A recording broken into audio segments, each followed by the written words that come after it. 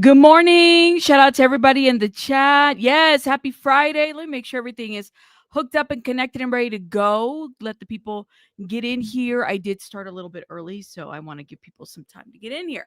Welcome, everybody. Welcome, welcome. You said the hangover from last night's clubbing is rough. Yo, man, YouTube kicked us out. Somebody called the YouTube police on us. We were having a lot of fun, but it was Thursday, so it was a school night, okay? It was, and it really was a school night for me because my kids' school night, their school night is my school night. Unfortunately, for whatever reason, I went to school and everything, and somehow now I have to be mindful of the schedule because they gotta sleep too. Whatever. Noisy neighbors. Welcome everybody. Welcome. Shout out to everybody. Yes, happy Friday. I gotta shout out some people though, before I forget. So while people are getting in here, because it's gonna be an interesting live, okay?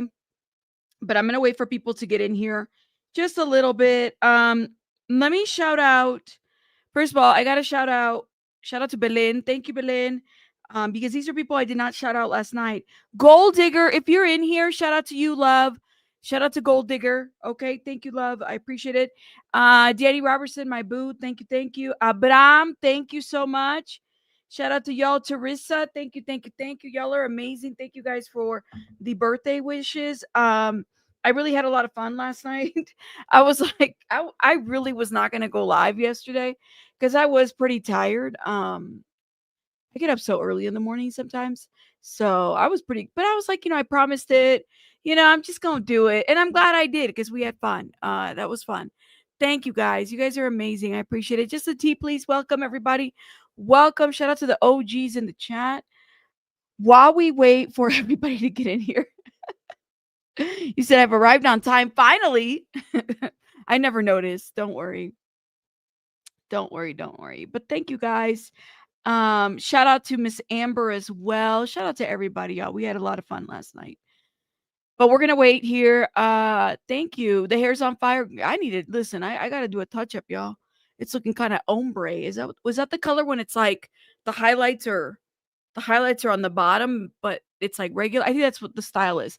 So there's a style for that. People actually pay to have their hair half dyed. I don't like that. I find it to be, for me, I'm like, I had friends that were into that. It wasn't really my thing. The best part though, of course, with family and then you guys, but going to Mac, and I was like, oh my God, the freebies are amazing. So I still got to get my Ulta freebies. Okay. Sign up for those birthday freebies, if you like. You don't want to, I don't like paying full price for anything as far as makeup goes. You will never see me do that. So yeah, I always wait for like a gift card, or if there's okay, come on, microphone. There's a freebie and stuff like that. Kel on Earth, thank you so much for being a member for 6 months. Shout out to you, Kel on Earth. And Unsolved, Amy Boston, shout out to you, love. Thank you for being here and for your membership, 3 months. Thank you, guys. Kel, you're almost to a year. Thank you. My goodness. You like the birthday freebies? Yeah, I like the birthday freebies. That's how I do it. All right. Let's get it together, guys, because we definitely got some stuff to get into today. Thank you, thank you, thank you. Y'all are amazing. Thank you so much, Greek Lady. Oh man, your birthday cheer up. My mom was in the hospital. Is at my house now. Take care of her. I needed that. Well, thank you. I'm glad that you cheered up a little bit yesterday. And thank you. I hope she's doing okay. What do you call a hangover after a night on the wine? The Great Depression? That's funny. That's funny though, James. Thank you. Thank you, James. Also, shout out to you. Thank you. Thank you. Kel Honor, thank you so much for this. Yes, yes, yes. Thank you. Thank you. Well, happy birthday to you, Deborah. All right, Mama. Jenny G is 10-month member. Thank you. Thank you, love. Shout out to you. Thank you. Thank you. All right. And again, my love, like, hold up. You're 10 months and then you're 24. That's a whole 2 years. It feels like a lot long. I always say that though, but it does feel like maybe time just goes by so quickly. YouTube time goes by very quickly. It really does. So maybe that's what it is. Like Jenny, I definitely feel like has been longer, and so has Lady Pamela. Well, thank you guys. All right, guys, let's get it together because we have some stuff to get into. We got to talk about Brianna Aguilera A very interesting report came out yesterday. Now, you guys remember, this is the young woman, 19 years old. She went to like a tailgate party in what is it, Texas A. She attends the University or Texas A&M. I think that's what it is. There's the University of Austin. These universities, and they're rival to each other and whatnot. Okay. So yesterday we watched a video where Nancy Grace was interviewing Brianna's mom. Okay. Brianna falls out of 17 floors to her death. Yesterday morning, the police, held a press conference, immediately basically saying that they're citing her death a self-deletion. That's what they're saying. All right. They're citing her death a self-deletion. By the looks of it, if you're hearing what PD is saying, it would make sense, right? Because this is what they've disclosed to us. They said that Brianna was showing that she wasn't doing very well with her mental health. She had written a self-deleted note, and actually deleted the note. She wrote a ending note and then deleted it. Okay. It was on her, they found it on her phone. Okay. That's what they said they found. So by just the looks of it, it looks like that's where the story ends, right? That's all it is. There's nothing else. Young girl, I guess, jumps to her death. That's what they're saying. I guess that's what they have felt happen. Mom goes on Nancy Grace, does an interview and says, nope. We've hired Tony Busby, who I'm not a fan of as a lawyer. We saw his handling of the Jay-Z and Diddy stuff, so I'm not a fan. Just note that. But she's hired 2 lawyers. Okay.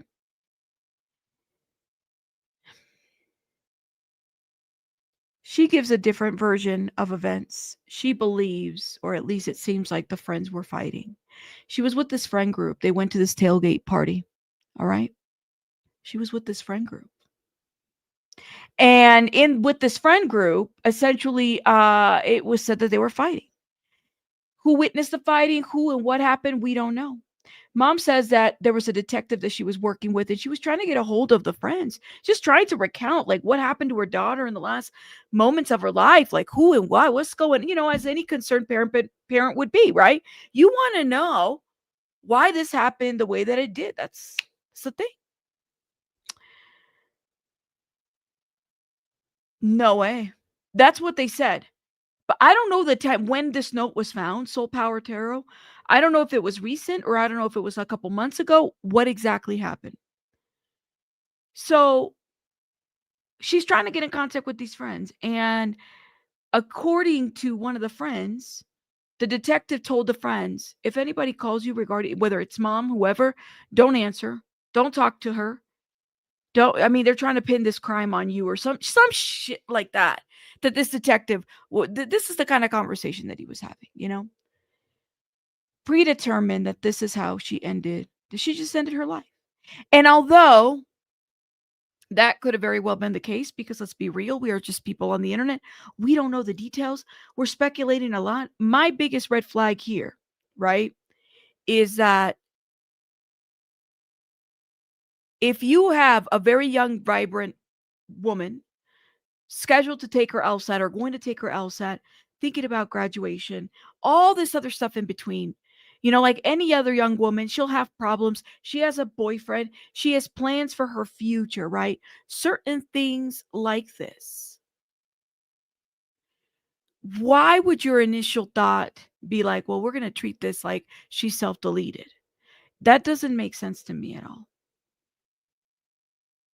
Now, does it happen where people end their life? Yes, it does.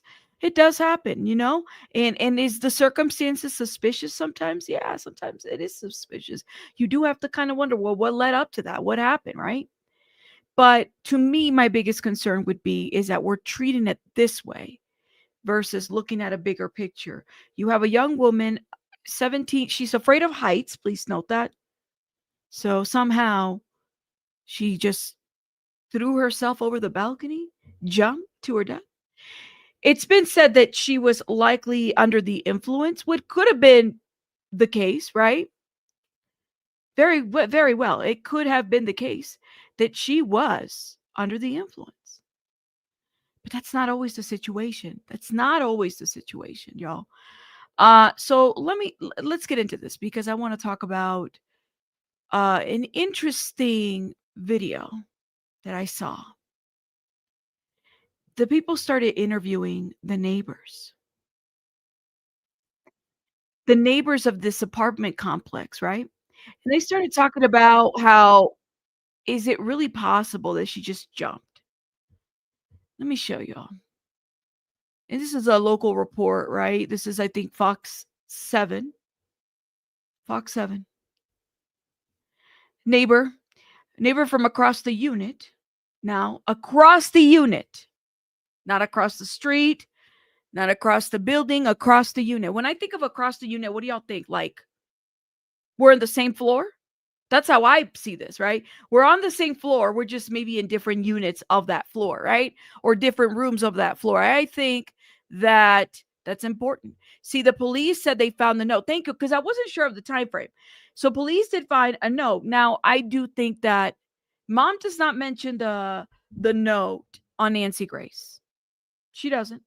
Nancy Grace, in her perspective, feels like there is some foul play here. And I mean, that's what Nancy Grace feels, right? Right, Ronan. When I think of across the way, I honestly think of like, we're in the same floor, but just different units. I might be 104, you might be 102, right? Let's get into this. Normal party stuff. Do you hear stuff like that a lot here? I do, but this was like kind of different. Rodriguez tells us she heard arguing coming from the apartment, which lines up with what Aguilera's mom reportedly found on her daughter's phone. Text messages showing that the teen was fighting with one of the girls she was staying with that weekend. I heard a lot of running, and then we started hearing screaming and stuff. My parents said that it sounded like, something really bad happened, and that's why we were a little suspicious. We asked the people who live there if they think it's possible she fell. I don't think so, because it's pretty protected, they got the rail covering and everything. You need like a chair or something to kind of leverage yourself. It's here to me. It could have been here for her. So that's why I'm like, it's just really confusing to me. So were you thinking like, oh, this is just like normal party stuff? Do you hear stuff like that a lot here? I do, but this was like kind of different. Rodriguez tells us she heard arguing. Okay, so now you have other witnesses. The fighting.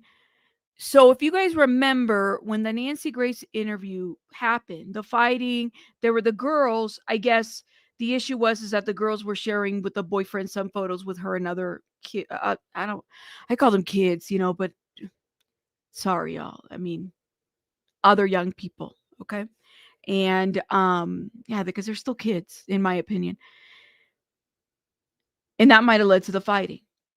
Mom said that there was fighting between her and the friends that she went to this tailgate party with. Now, it's a little bit different to hear somebody say, all right, I heard hearing and fighting, and the person is literally like in a different building or downstairs. They're across the unit. They're across from each other. And this is a they're apartment buildings, right? Sometimes you could hear right through drywall. You could hear through a lot of things, right? You said, yeah, I remember they said Brianna was fighting with someone at the party before. Did the same people go with her to the apartment and the fighting continued? That's the question. You said she also did self-harming activities earlier that day. Was she under the influence when these self-harming activities happened? That's what I want to know. Texted a friend that she wanted to delete herself as well. I don't know if this messages has been released, right? So if I am a friend of this group,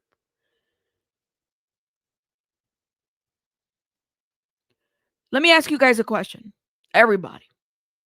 If you are, nobody ever wants to be in a situation like that. Please note that. But put yourself in a situation like that, okay? Where you are a friend. You were Brianna's friend. And suddenly, everything is you're being looked at. Your social media is being looked at. Your family lineage is being looked at. Everybody is looking at you like you done did something, right? And maybe you knew something, but didn't say something right away. Maybe she had too many drinks and she was already displaying maybe some concerning behavior. Maybe she was struggling with her mental health, whatever it was, right? Then a fight ensued. Something happened. What do you do? Do you lawyer up? Do you stay quiet? Do you just talk to detectives? What do you do in a situation like that? Because now you have a situation where everybody's looking kind of suspect, right? Now, hold up. Just a casual gamer love. We just started. We haven't reached. We will be talking about Celeste Rivas in a little bit. We're talking about Brianna. So I need you to chill with the all caps. Like, we're gonna get there. We just started. You can see we just started about 15 minutes ago, but we gotta we tend to talk about multiple cases when we're live streaming. So I promise you we'll get there, okay? Just you know, take it easy. It's all good because you're not the only one. But that's what I want to know. You said also the mom would be so offended if all the evidence was released. So I don't know. You said I don't know how this is going to forward after the public interest. That's the question, right?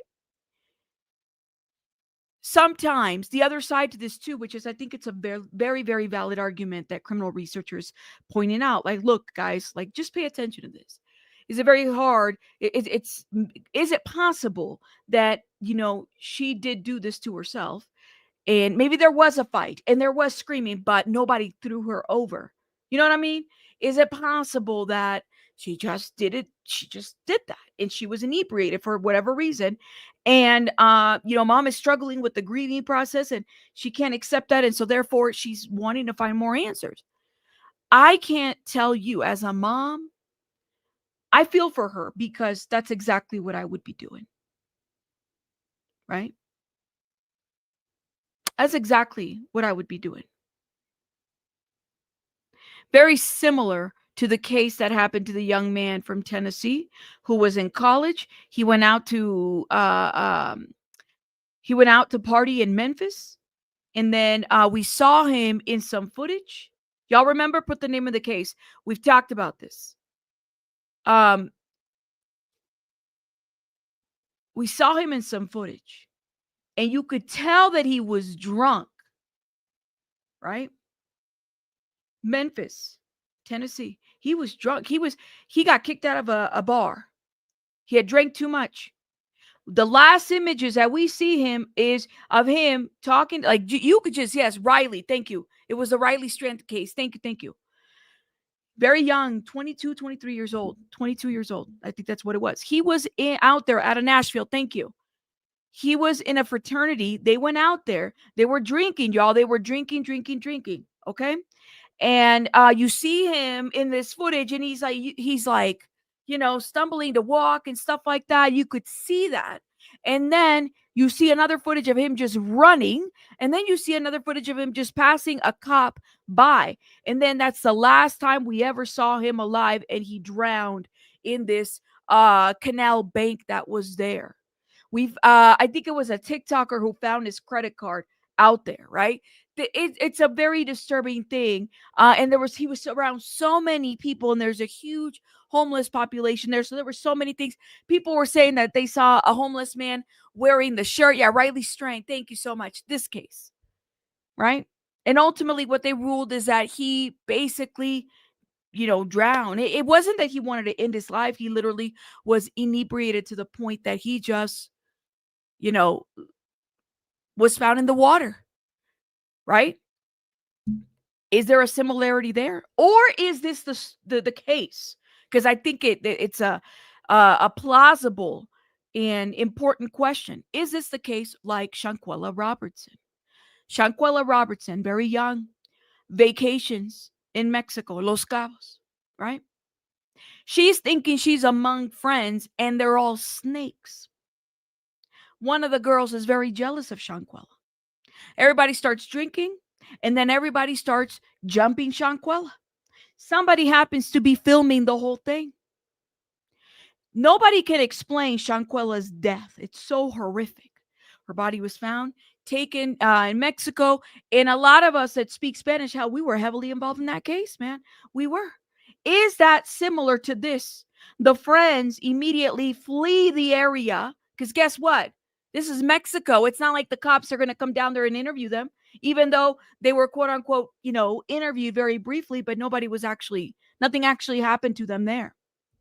And then come to find out, once this video was released and it goes viral, we literally witnessed Shanquella's death in this video.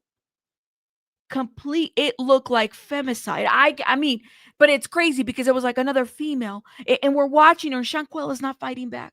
She's not. She can't physically. She can't. Is it a situation like that? Right? There's just so many cases in my mind that come to mind when I hear a case like Brianna's, honestly. So when I'm hearing that now you got neighbors, and these neighbors, my friends, thinking like, oh, this is. What would be the reason to lie? Rowdy party animal, everybody's in college, party animals and whatever, and they're like probably listening to everything. They drank too much. They know what's going on. These are things you would pay attention. Then suddenly they hear, they're not saying even yelling, they're hearing screaming. Okay. You got another neighbor who says, well, you kind of have to get on a chair in order to jump over. This needs to be investigated, right? For me personally, as a parent, if you're telling me earlier on, even though there might be text messages of my child wanting to self-delete, I'm sorry, it's not enough. I need a time frame. I need a timeline. I need more information. And I want to make, did you pull all these cell phones? Is there any footage? And I know that, it's like, well, shit, you're telling the cops to do their jobs. They probably already did it. Yeah, probably. They probably did. But that's what happens when you're wanting to get more answers and you're not getting it. And I think that we have to value that, because sometimes we are our own best advocates. Now, I'm not saying go out there and make up a story about what happened, right? If the facts are what they are, then what can you do? You can't dispute the facts, right? But as a parent, I don't blame Brianna's mom for pushing the envelope. I don't know about the attorney. I'm just saying, I'm not a fan of the attorney, but I don't blame her, especially when you have neighbors saying this. You got to sometimes you got to put that pressure. You do. Let me know what you guys think in the comments. For those watching the replay on the Brianna case, because we're going to be following. We don't know what's going to happen. I mean, clearly there are other people, but this young person, kind of what he said right here, showing that the teen was fighting with one of the girls right she was here. staying with that weekend. I heard a lot of running, and then we started hearing screaming and stuff. My parents said that it sounded like, something really bad happened. Now, she says, my parents said, did her parents hear it? Did she hear it? Or is she repeating what her parents said? Important question, right? You want firsthand account of what happened, not third, fourth account. And that's why we were a little suspicious. We asked the people who live there if they think it's possible she fell. I don't think so, because it's pretty protected, like they got the rail covering and everything. You need like a chair or something to kind of leverage yourself. It's huge. Did they find a chair? Well, what did the investigation look like inside of that apartment? That's the question. What did that investigation look like? That's the question. Yeah, it sounds like parroting to me. So putting that out there, of course, I'm a commentator. I understand the side of the parent. I understand the side of the family, because I think that nobody is going to tell me different. And I'm sorry, until I can find some solution. Now, the other side to this argument is this other case that I want to talk about. We're going to talk about Kenneka Jenkins. We're going to transition. I don't know if you guys have been paying attention to what's been going on and everything. Another horrific case, right?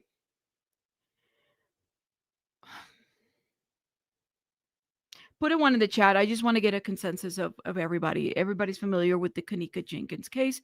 Please know. Let me know, y'all, because I could do a quick little rundown on it. If you're not familiar, put a 2. That way I know and I get an idea of who and what.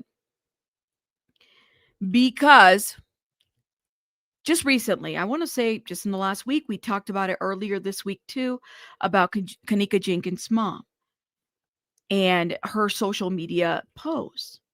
and how it's coming back in the light, right? Let me see the chat. Okay, so some of you guys aren't familiar with the case. All right.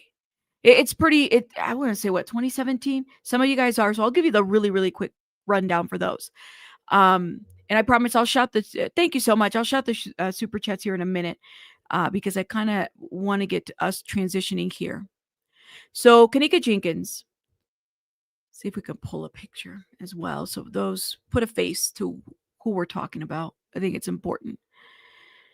This is the case that depending on who you're speaking to, what commentary you're listening to, like, people have felt very passionate about this case. Sometimes it can be very polarizing because it's like one side is one side and one side is the other, just depending on how you're getting the information. Kenneka Jenkins, very young. She was 19 at the time. A case out of Chicago. In 2017, she was at a hotel party with friends, right? So she was last seen in the surveillance footage, and you could tell that Kenneka was clearly disoriented. She was stumbling, very similar to Riley Strand, right, in that last footage. And she's walking in this hotel, and she's walking in the halls and the kitchen area of this hotel. And so then sometime in September, because the party, I think, the footage was from the 8th, September 8th to the 10th in 2017. But sometime in September, Kenneka was found inside of an industrial walk-in freezer. Okay. And this freezer was in a restricted hotel kitchen area. Very specific. Okay. So the cause of death, to give it to you guys, I mean, it's very lengthy and it's in the community wall. You guys can check it out. But the cause of death, I think, was like what? Hyperthermia. They said that there were some contributing factors, that she had alcohol and other medication that was not prescribed to her. Okay.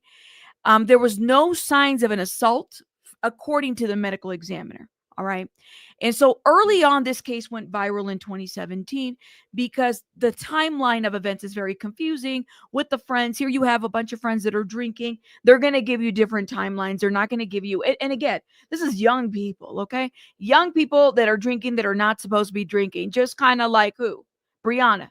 Brianna was not 21. She's drinking. Who gave her alcohol? That's the question. Was it at a house party? Was it at a restaurant? Where did this alcohol count? Another factor into the other case, right? It's interesting because that's exactly what plays into Riley Strand too, alcohol. Here's a young girl, not supposed to be drinking, but she's drinking. And you got kids that are drinking, and I mean, that's going to confuse the timeline of events. The hotel was very slow to respond to, the family just checking the family was asking to check the cameras because this was the last area where she was spotted. The hotel was very slow as hell. Okay. And so then there comes this footage, right? And it's very eerie footage of her walking, and you could see, and I mean, just walking through the hallways alone. And so then, of course, a lot of theories came about that people were harmed her, and there's still a lot. Look, some of these theories could very well be valid. I'm not like, I can't tell you that I know everything 1000%. They could very well be valid. All right. Let's just say that. Now, the investigation found that she just wandered to the kitchen alone, and that she entered in this industrial freezer, and that she was severely impaired, so much so to the point that she didn't realize what was going on. And so the evidence showed no foul play. They didn't do anything. There was a civil lawsuit. Family sued the hotel chain for the hotel and the security team for negligence. And then there was this huge settlement somewhere in the point millions. Okay. And that settlement was settled amongst mom and mom's family. Okay. So there was a settlement. Now, it's been, I want to say, how many years since 2017? We say 7 at this point, 6 or 7 at this point, right? Mom took the settlement. Many people on the internet are coming for mom right now because why? Because she took the settlement. You have the people on the internet that feel like, I would have never taken a settlement. I would have just kept talking. Again, she did a public Facebook post saying that she was tricked into the settlement. And she was tricked to not speak, to basically sign something so that she's unable to speak about her daughter. And she's breaking her silence now. years after. She says in this social media post that she has not been able to receive what? Her daughter's belongings, her clothes, the last things that she was wearing. She hasn't been able to receive any of that. And she's going on and on and on about feeling like people aren't listening to her. People think, and I will have to make this statement, right? Like that somehow people, and it might work for people. Some people, it's not like that, right? There's always something more underlying to this. Somehow money is supposed to replace a person's life. Somehow money is supposed to replace a child or the years, right?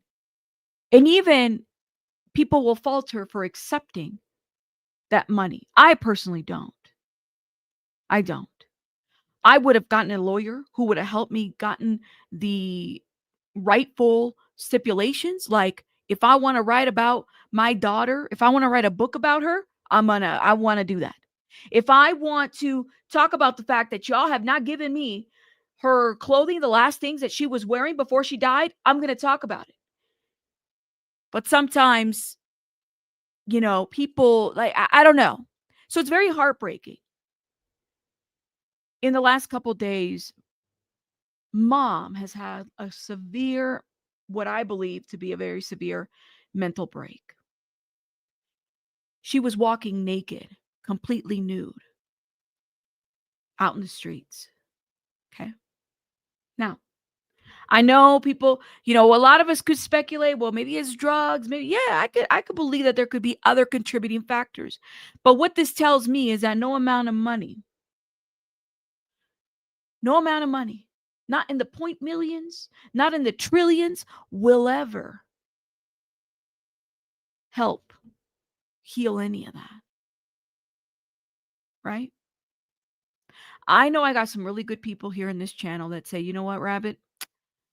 I may not agree with mom and the things that she has said or done or anything. I may not agree, or maybe I might side eye her, but for somebody to completely take their clothes off and walk in the middle of the street, whether she was under the influence or not, it was almost watching that footage. It was like, fuck it. I got nothing to lose.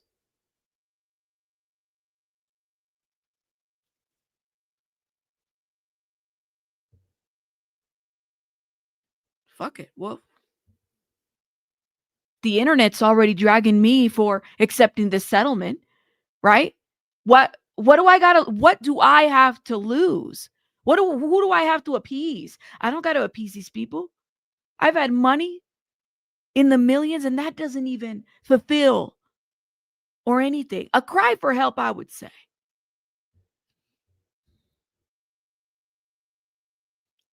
That's what I see when I see a situation like this. In the middle of the street. There's other footage. Some of it, she's not like full. This is the most covered she is here. So we're going to watch it. And what she's yelling out there is justice for Kenneka. Yelling for her daughter. Okay? We don't like that. Go home, baby. Justice for Kenneka. Justice for Kenneka, but yes, baby, this is not how you get it. Please, I bleed the blood on you. Oh. This is my blood. For my blood. We don't like that. Go home, baby. Justice for Kenneka. Just walking. Y'all see that snow out there?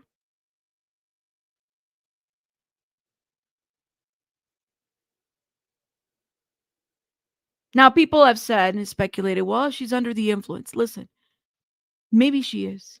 I don't know. I don't know the lady too well to say that.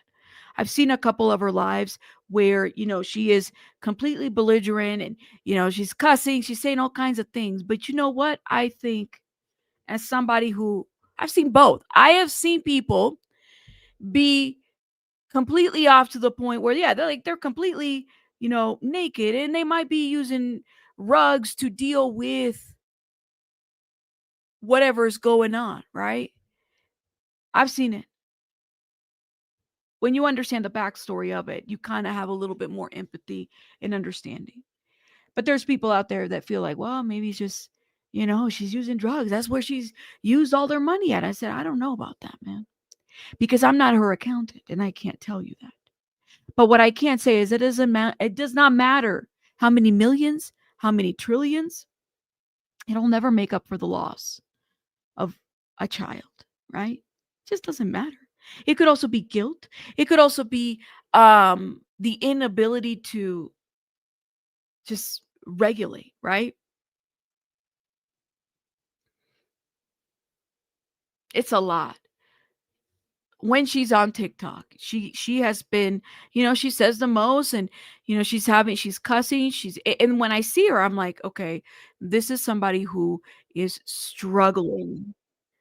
Kenneka Jenkins' mother goes live seemingly having a spiritual breakdown. I don't know if it's a spiritual breakdown. I don't know. But it's literally somebody who's just having a breakdown, man. That she's struggling in that grief. She's struggling. And I think it's important that people know.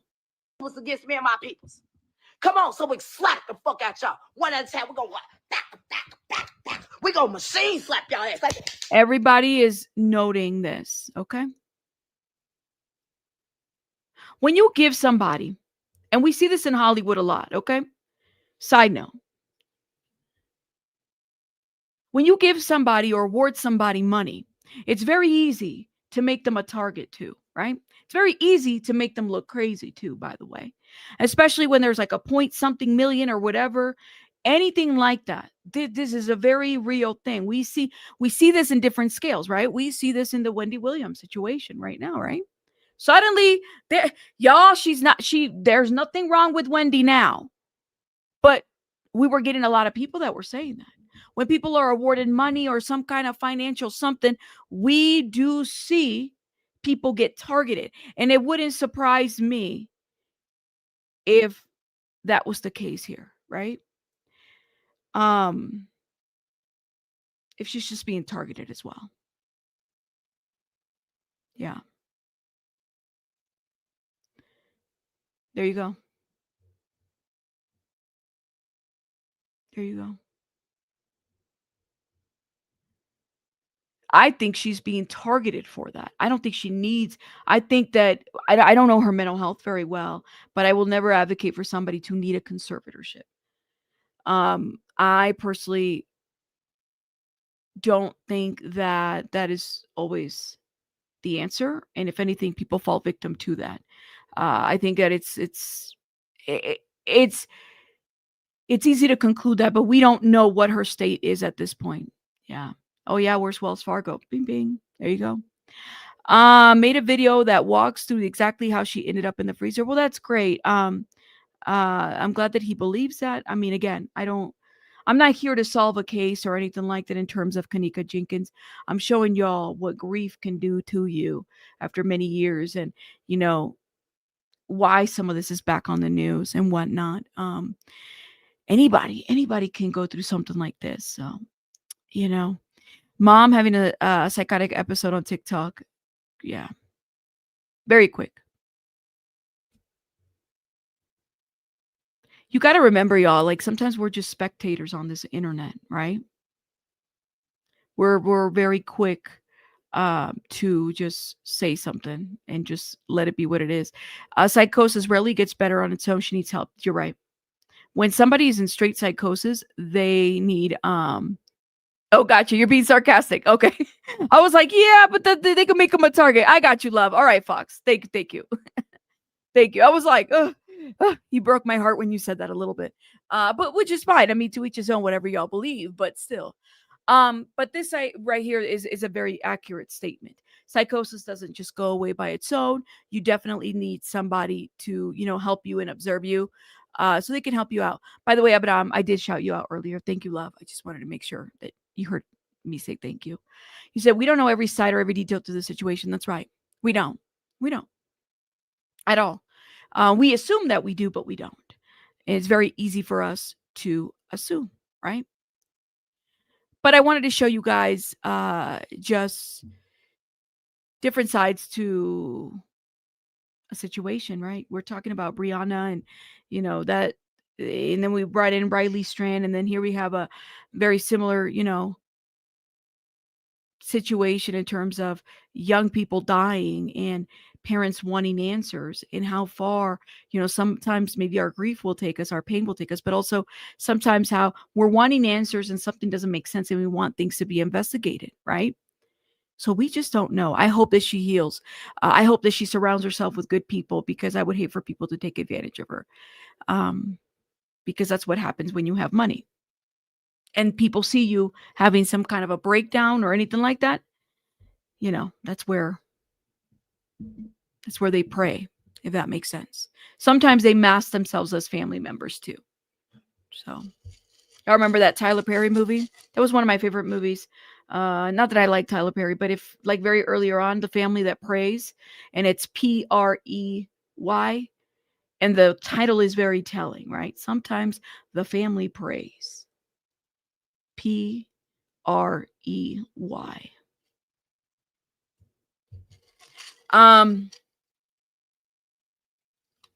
Right, Flojo. Right. I want to shout out. Hold up. Let me shout out before I get away from this. Chrissy, my goodness, girl, 27 months late, but catching up. Thank you, Rabbit, for all that you do. No, thank you, Chrissy.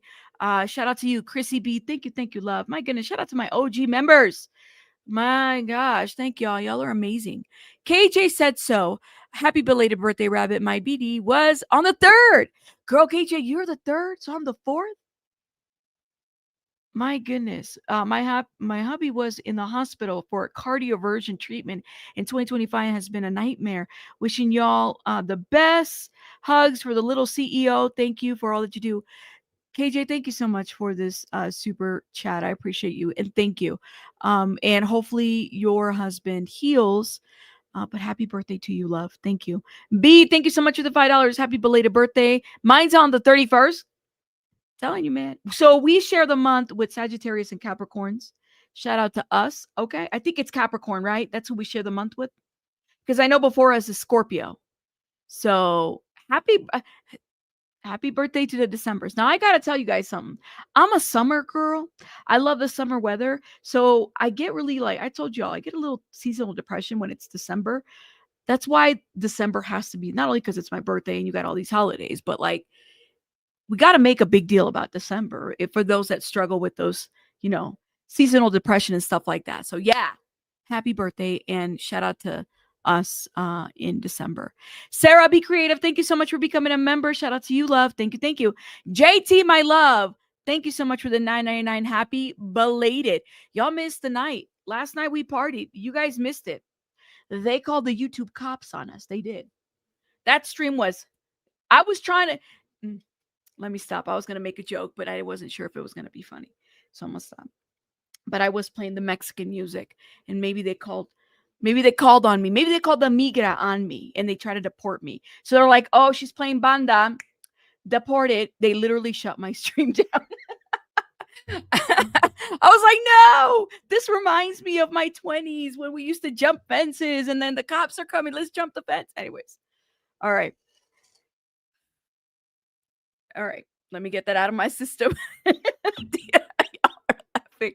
Yes, yeah, Bram, they called the ice on us. That's why the stream went down. I said they heard me playing banda. They're like, oh no, girl, not today. Let's get you down. That's how you know if it was good. I know they almost did it.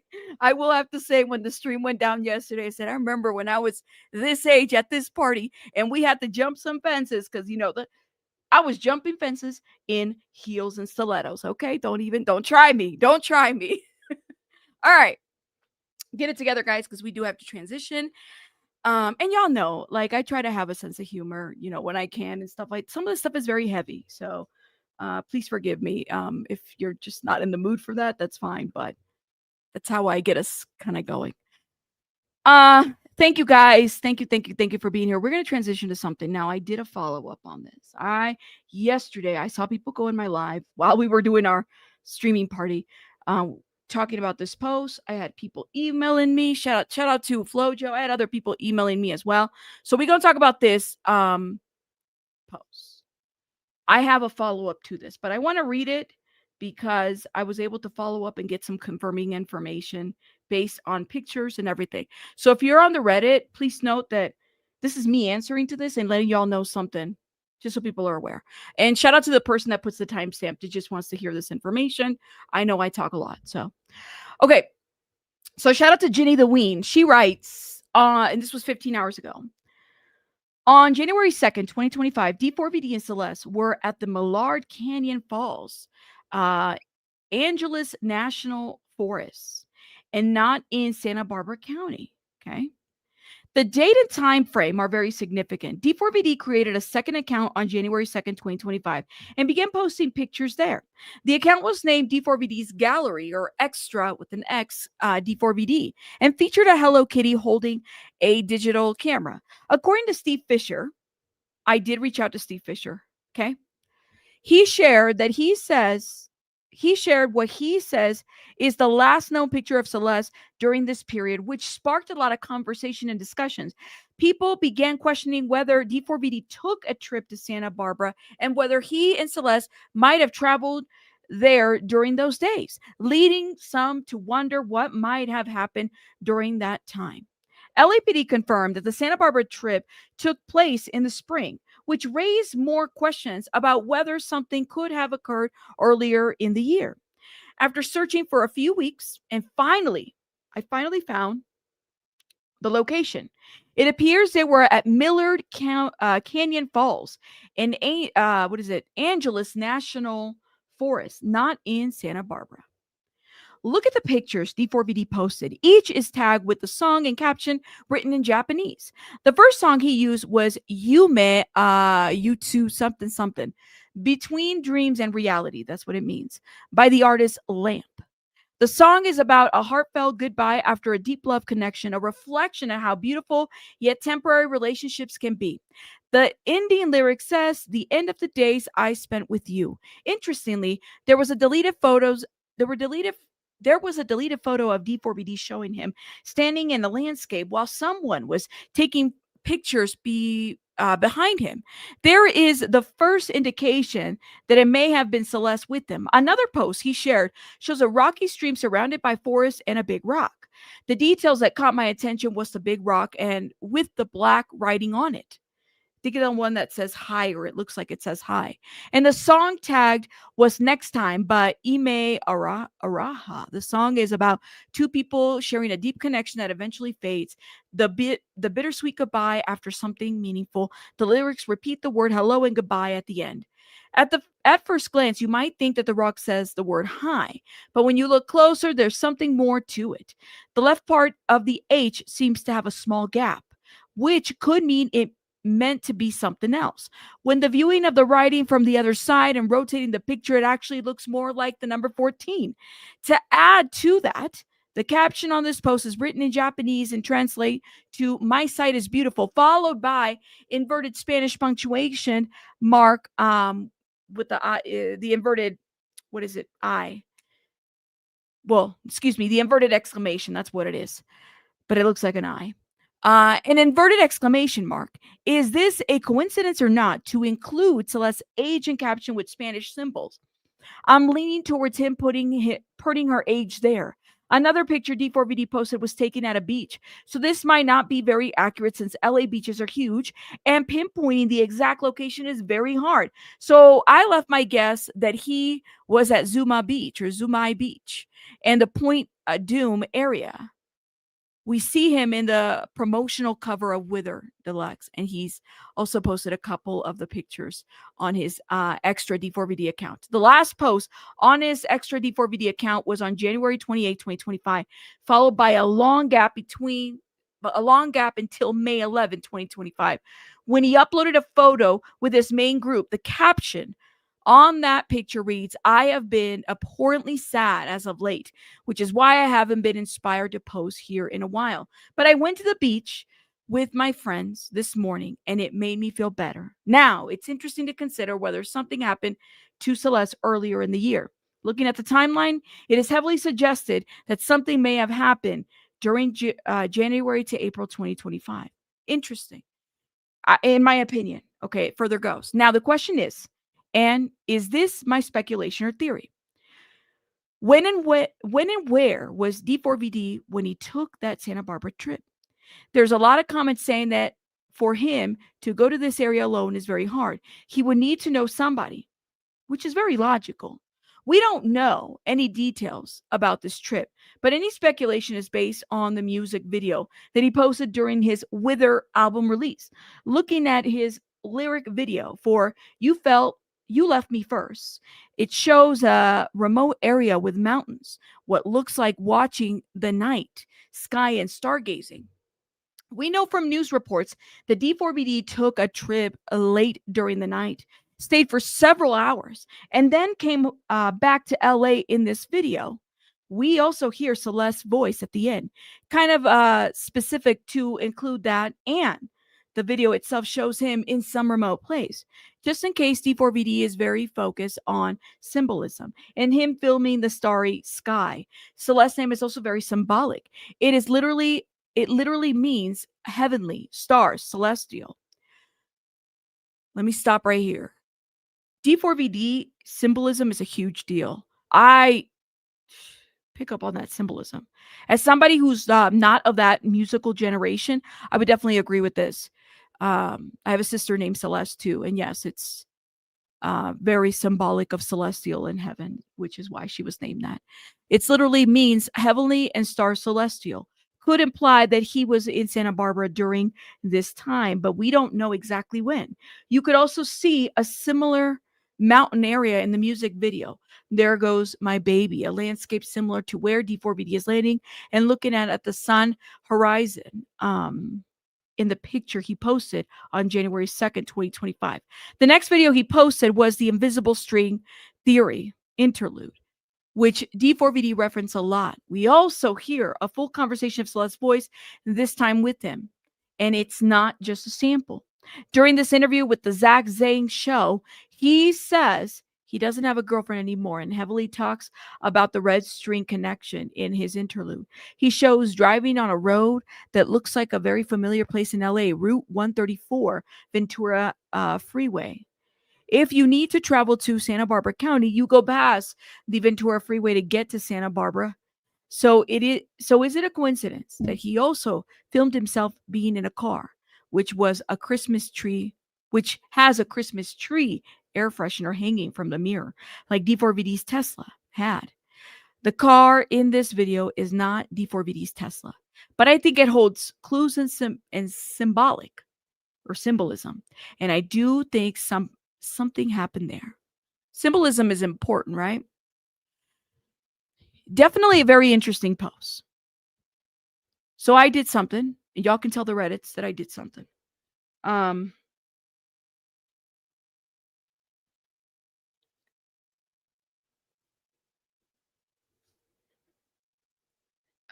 Let me see something real quick. So I'm going to pull something real quick.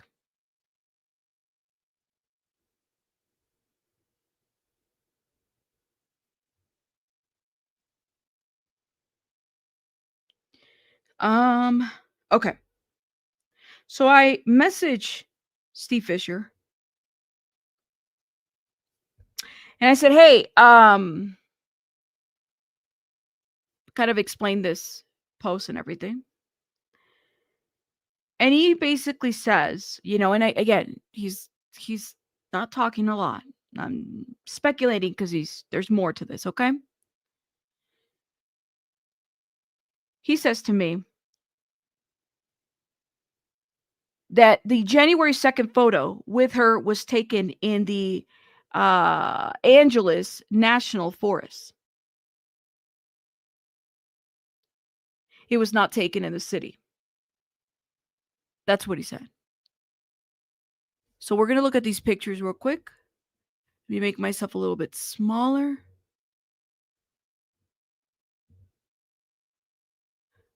He says,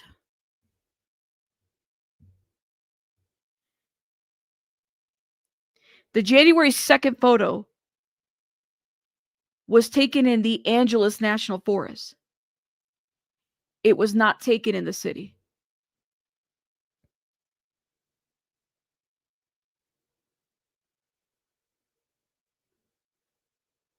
These are the pictures.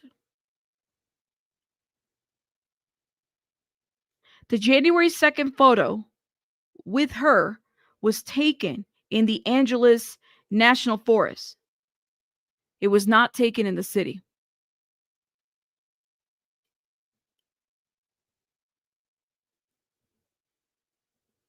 I don't know if Ginny's here because she wrote this huge post. Very detailed. There it is. Yeah.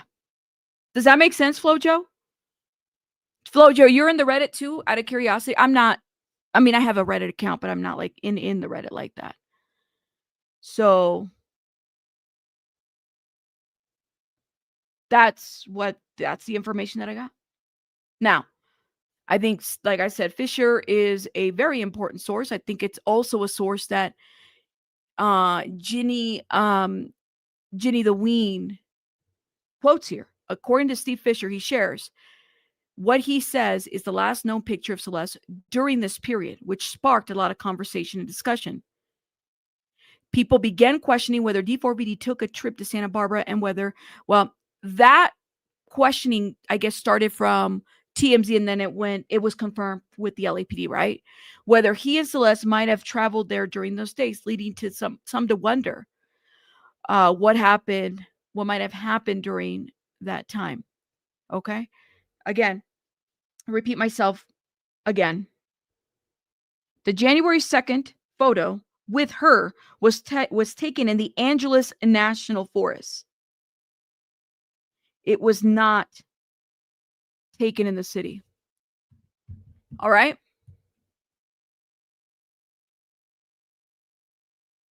Interesting.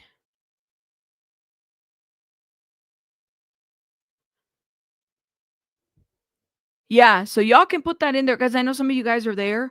Y'all can say, put the timestamp of the video, let them know. And this is my, like, listen, I told you I'll ask, but he's not, when Steve is ready to share stuff, he'll be ready, y'all. Y'all know he'll be ready to share what he needs to share, whatever that is. But I think at this moment, there are very limited things that are happening, and to a good, it's good, right? Because personally, I feel like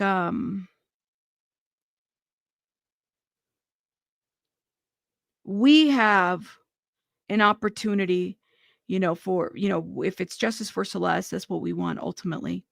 But I do find, and I have found SF Steve to be very quiet on his social media recently. So, maybe there's something going on. Maybe there's more to this at this point. But that's all he said. Said, the fires were January 7th. The fires would have did that. So that's what was said, y'all. Are y'all good? Everybody okay?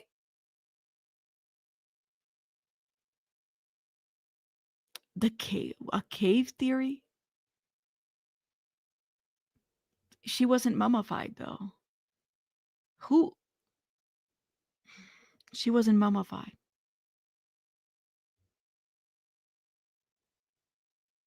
So I don't know how. So are you just, and again, people can make up whatever theories that they want. Y'all are entitled to that. But she wasn't. That didn't happen. It's a theory, but it didn't happen that way.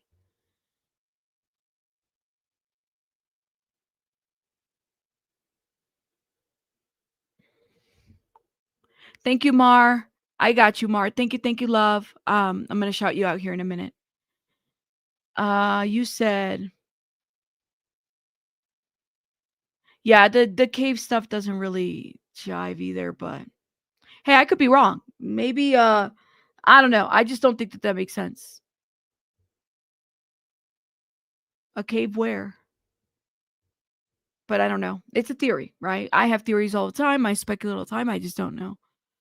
As you said, I think it's best people that don't speak. They really don't want to. Yeah, I think that people, I instead of going all crazy, and like I said, people are allowed to speculate whatever they want. But that's what I was told because I got kind of curious about this too. I was like, well, based on the information that's already been put out, let's just confirm if SF would know anything about this. And that's the little answer that I got, but it's an answer, based on what's already been put out there.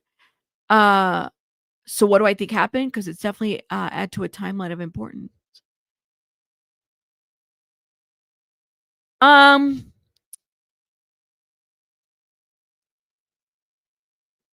What do you mean? What do I think happens? Like in terms of if something happened up there?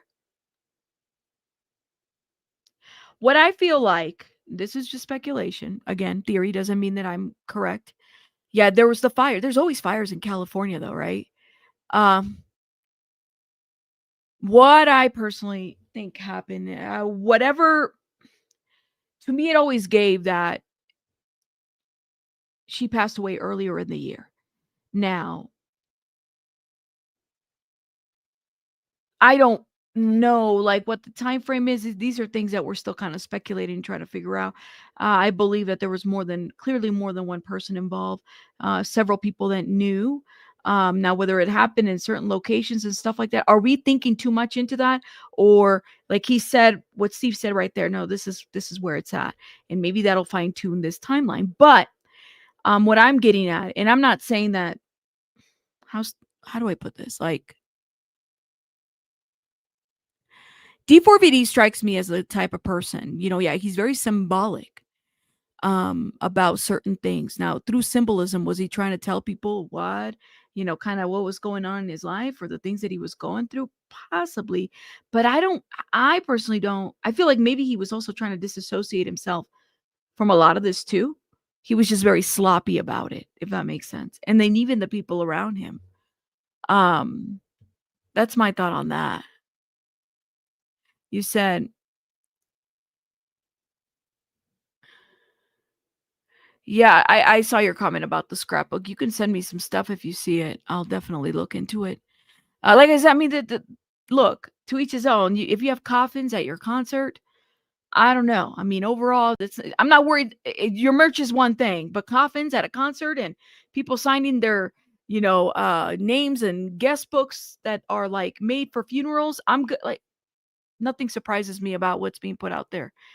About this, right? This morbidity part of it and this needing to connect to death. My biggest concern is that, like, there has to have been more people that were aware of this. It's a simple fact that people would be quiet about it. Maybe people were aware of the relationship, but they didn't know that she had already passed away. Could that be a case too? Yeah, I don't know. Who was the last person that drove that Tesla? The Tesla was moved around, I guess. I feel like that there's a lot of people in this connection. I think it's weird also that he has a lot more photos. There's a weird connection clearly between Neo and D4VD that even through photos you can kind of explain that, did somebody get jealous and do something to Celeste? That's the question. Was Neo the person to drive the car? I don't know. Was he the last person? And whatever, he didn't like her, so that's what he did, I'm sure more were involved, yeah. For sure. You say they all had to know, yeah. You said, I'm not even surprised if it's going to be, oh, it's my alter ego, who did it, route. If it was, maybe. Well, and I think that's the thing, Great Catsby, is that if there's a charging document, because he was holding those casket things and concerts, fine. Y'all into that? That's whatever, what I'm into, you guys might not be into. Completely get it. But to know, and if he had something to do with her death, we'll know clearly more when this charging document is dropped, if it's dropped, when it's dropped. If he had something to do with her death, and then a couple months later, you're touring, acting like nothing's going on. You're having caskets at your funeral while people are asking about where this little girl is at. You think you're a prophet? There's this thing about the alter ego. And I was like, I don't think I've like I've watched some interviews, but I haven't watched every interview. So I'm thinking about doing a video where I highlight every interview in one video and people can just reference, because I think it's important to know, what are we seeing here? Very early on, from the very start, from when he first went viral, making music at his sister's closet, with the Fortnite stuff. I'm very skeptical about a lot of things, because you can have somebody with this kind of person. Hell, you have a lot of people out there that are into all kinds of music and gory stuff, but that's just another side of them. That's just the art. It's when the art starts becoming applicable to your life, right? What was that one movie, Basic Instincts? Some of the younger people won't know it. You have a writer, and then she's like killing people, and then somehow that's part of her book, like the these crimes type of situation. Yeah,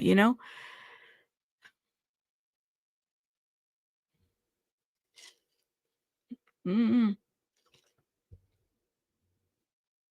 You said now his moves are too conscious and intentional to claim alter ego.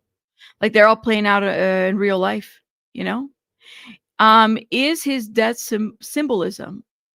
Is his death symbolism for his rebirth, his new true self in his new life? His old self died, including what he used to love. He's such a unoriginal. It's such an unoriginal cliche. He isn't an artist. You said, "Ooh," because it's been done before, right? I just never really been into it, That the movie was disturbing. It was like Basic Instincts, but that's been done before, right? You think he wrote his own story and started playing it out, but like, if I'm writing my own, if he would, okay, he's playing it out. So if that's the case, did he want to get caught? He had to have known he was going to get caught if this is how it would happen again. I'm speculating. I'm just thinking out loud, y'all. Thinking out loud. I don't know nothing. I'm just speculating. And we're thinking about in terms of like the criminal mindset, right? I've taken abnormal psychology. I took a class on serial killers and stuff. Like I've done this before, right? In my undergraduate. So I look into this kind of stuff and I think about methodology in terms of a lot of the people out there that have committed very historic crime, like the Ted Bundys and stuff like that, right? Or the John Wayne Gacy, these kinds of people. You start thinking about methodologies of certain things. There's a pattern of behavior.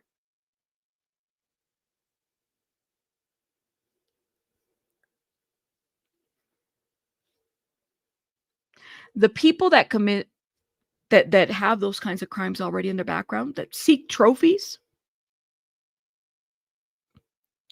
there's a pattern. They do their best not to get caught, but eventually they know that they will get caught. With this, we know of this situation, right? We know of Celeste. I don't know of anybody else, right? We don't know. You say he did say that his alter ego was a detective to solve the things that, oh, I missed your comment. Hold up. That Itani did. Maybe it was all a game and he left breadcrumbs. What if it isn't that? What if it's just what it is? There was a crime that was committed. He just put it out of his mind by putting her in this Tesla car. What if it's not even this whole art imitating life, even though a lot of us are just dumbfounded at the horrific details. And then you're seeing this whole music video of, this whole thing. But what if that's all it is? It is what it is. And it's not even that, because to me, it's like, there's a level of stupidity here, right? You said it is nothing like that. It is just what it is. Is it possible that that's what it is? And we're very deeply intrigued thinking about, well, what if this and the symbolism and this and that and the other? I mean, anything is possible.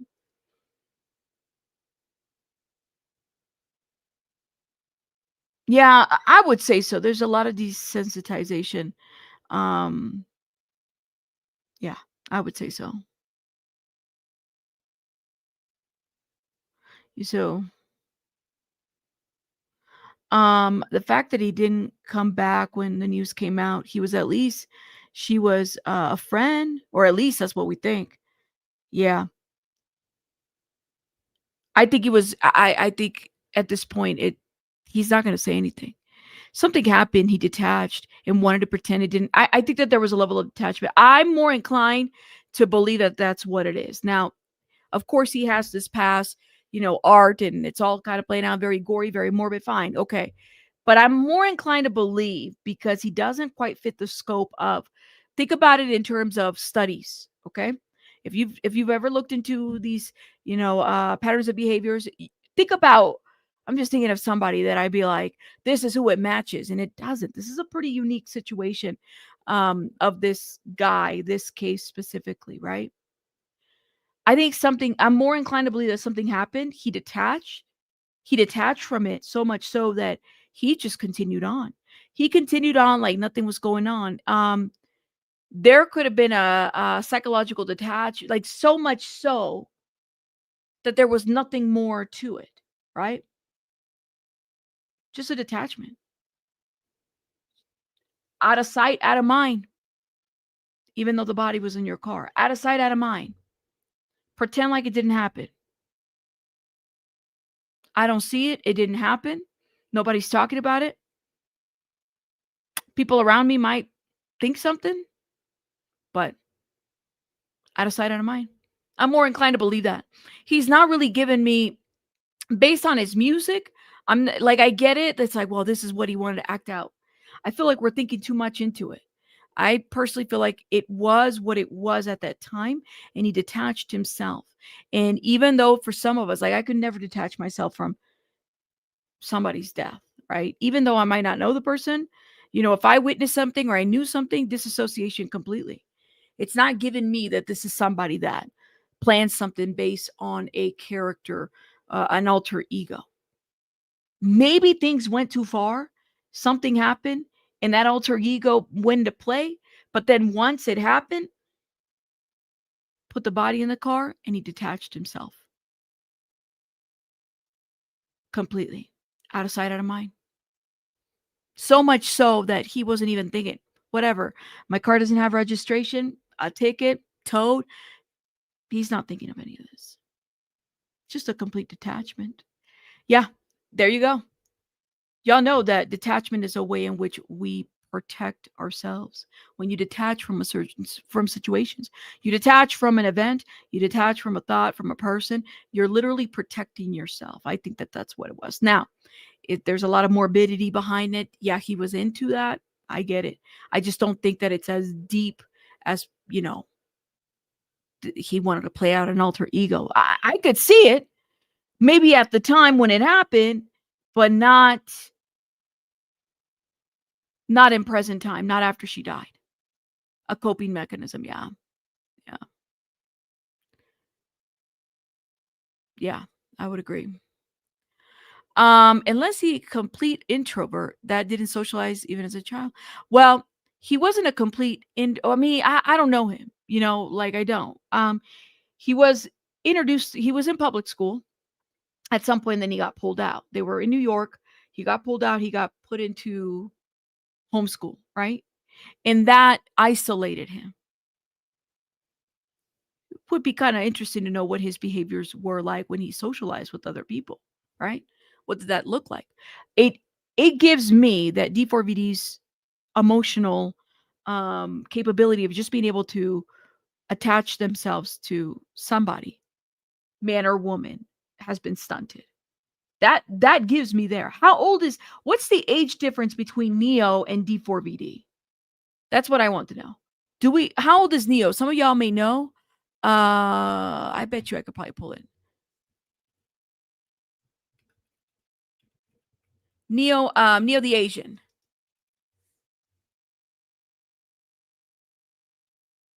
He's 28 years old. Neo, this is what the internet is saying, that he's 28 years old.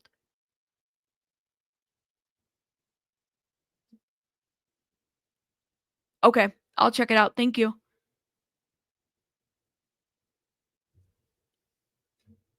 Y'all, hey, did y'all ever check the age? He's 28 years old. Okay. The reason I'm asking about Neo is because I wanted to see. I had asked the question about his emotional intelligence, his ability to have a relationship with people. And it sounds like he is detached. So he's 28 years old. Neo's 28 years old. Why would I think that Neo would be younger? Hold up.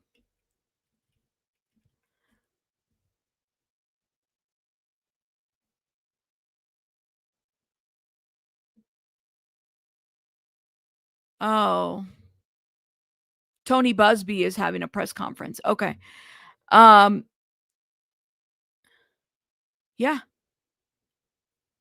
I thought he was younger too. Now, that's what I was saying, is very detached, right? This is what the internet said. I don't know if he's 28. I don't know his date of birth. But apparently, well, look. Neo the Asian, okay? Is he a singer? Neo Hao, or Hao, I don't know how you say that. So he was born August 3rd, 1997, making him 28 years old. Okay, I think this is the same one. He's 28 years old. That's interesting. So remember, using his own words, right? That he said that he had a hard time hooking up with girls his own age, right? His friend who he's with is 28 years old. It's an interesting part, right? Over the age of 21, claimed that he, on the 4th of July video, when David was showing the alcohol bottles. That's interesting.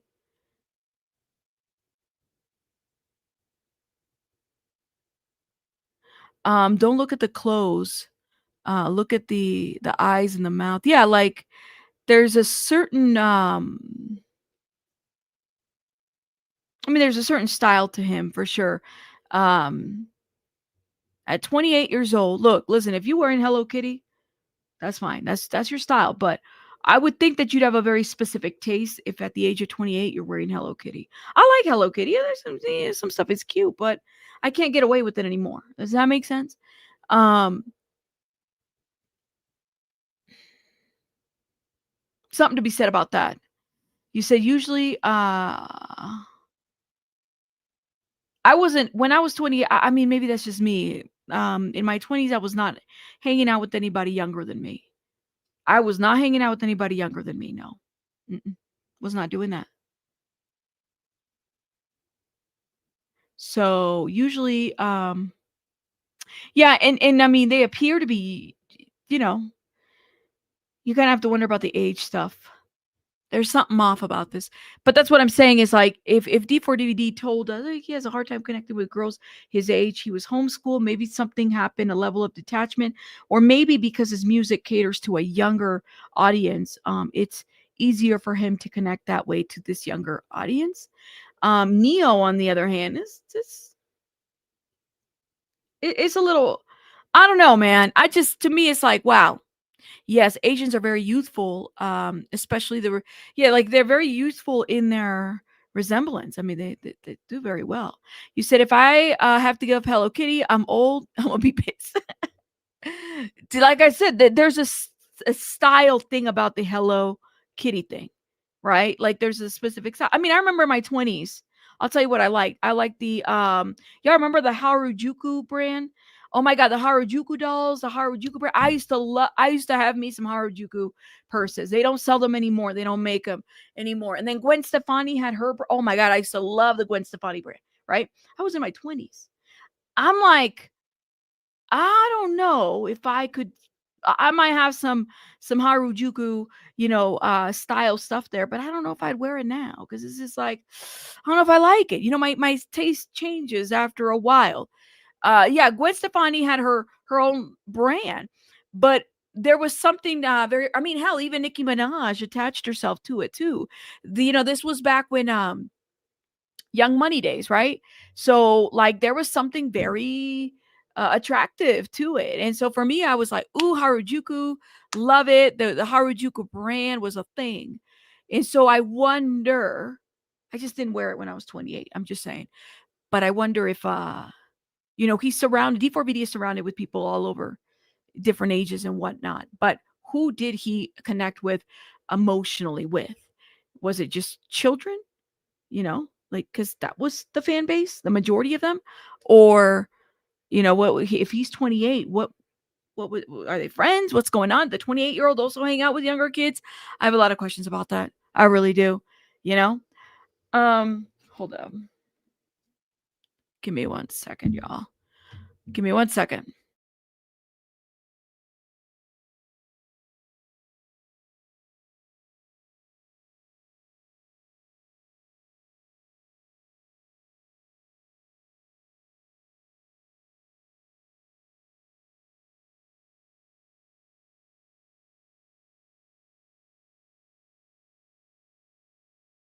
Sorry, y'all. I had a call.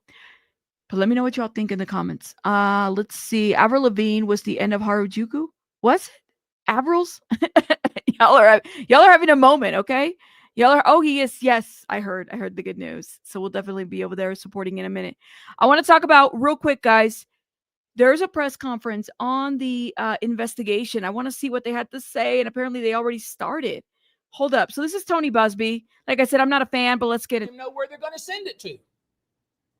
Oh man, the man looks fired up. Okay, we gonna have to. Here we go. Let's get into this real quick. Commitment to justice, and that's why the Gomez law firm has partnered with Tony Busby and his team. Mr. Tony Busby's reputation is one of tenacity, results, and an unwavering commitment to justice. Moments of tragedy like this, oh my God, you need a fearless team that won't back down. And for 50 years, my father, Joe Gomez, has fought for families during crisis and stood beside them. And today, alongside of Mr. Busby and his team, we stand by Brianna Aguilera's family for answers and to seek justice. Now I'd like to introduce you to Mr. Tony Busby. Oh Lord. Sorry, I'm not a fan of this guy. I want to introduce you all to Stephanie Rodriguez and Manuel Aguilera. Now, I saw on social media some comments about the lawyers that are involved here. One recurring comment was, he gets paid either way. Oh, snap. Make sure we're clear on something. Oh. We don't get paid either way. We're doing this for reasons more than money. Oh, God. This family lost their daughter the day after Thanksgiving, mere weeks before Christmas. Brianna was a girl who had the world at her feet. Her whole life was in front of her. She was a girl with big plans and big dreams. She was an honor student, a former cheerleader, a proud sophomore at my alma mater, Texas A&M. She was a political science major and wanted to be a future lawyer. I just found out from her mother that the last time I spoke to the Pre-Law Society at Texas A&M, Brianna was in the audience. We refuse to believe that this young woman committed suicide. Why? Because she was not suicidal. Contrary to what has been sloppily reported, in many cases by a lot of the people here, she did not engage in self-harm. She had never tried to hurt herself before. So why are these groups of lawyers engaged in this? Because this family wants the truth. They're entitled to the truth. We were asked by these parents who love their daughter to find the truth of what happened to her. They didn't feel like they were getting thorough information from the Austin Police Department. And despite what the detective said yesterday, or maybe implied yesterday, it's kind of hard to figure out what he was saying. This is very much an ongoing investigation. I've been around a long time. Good investigations lead to conclusions. Bad investigations start with a conclusion, and then they try to support the conclusion through the investigation. It's clear to me, based on what this detective and the things that he said to Stephanie, it's clear to me that he had made a decision immediately about what his conclusion was and then went about trying to support it. Oh, The Austin Police Department formed a conclusion within hours of this tragedy that this was a suicide without any investigation. This family had a horrible tragedy, and the communication from the Austin Police Department was so bad that the family became concerned enough to engage me and my colleagues at Gamez Law. And they also asked the public for help. With proper communication, this matter would be treated like most investigations, where no information is shared until actually after the investigation is complete. But what did we see yesterday? What we saw yesterday was a hurried, rushed press conference. And I think we all can agree the reason they had a press conference yesterday is because they knew that we were going to have this conference today. They gave the family no notice of the press conference. They sent 2 emails, and then the detective went on camera in front of millions of people and told everybody that this young lady committed suicide. Ironically, the same thing he told Stephanie, the mother, without any investigation. That's not the way it's supposed to be done. The family had dared to ask questions about what was going on and what had been learned by the investigation, was then punished with leaks to millions of people from the Austin Police Department, to the detriment of their daughter and to their daughter's memory. So we were hired to assist this family in finding the truth, and we've been doing that. But everyone knows that investigations are supposed to remain confidential until the investigation is complete. And why is that? That's because you don't want to tamper with potential witnesses or scare off witnesses or create a false narrative or color witnesses' interpretation of the facts. Everything that detective did yesterday, that's exactly what he did. Do you realize that the autopsy has not been completed? Now, I want you to let that soak in for a minute. The autopsy has not been completed. The medical examiner's office told us that it will not be completed for 60 to 90 days, yet you had the so-called lead detective in front of millions of people saying that he had concluded that this was a suicide. Now, how unprofessional is that? The police department asked the medical examiner to do a toxicology report. We don't have the results of that toxicology report, yet this investigator stood in front of all of you and said that he had concluded this was a suicide, even though by law he doesn't have the authority to make that conclusion. Only the medical examiner has that authority.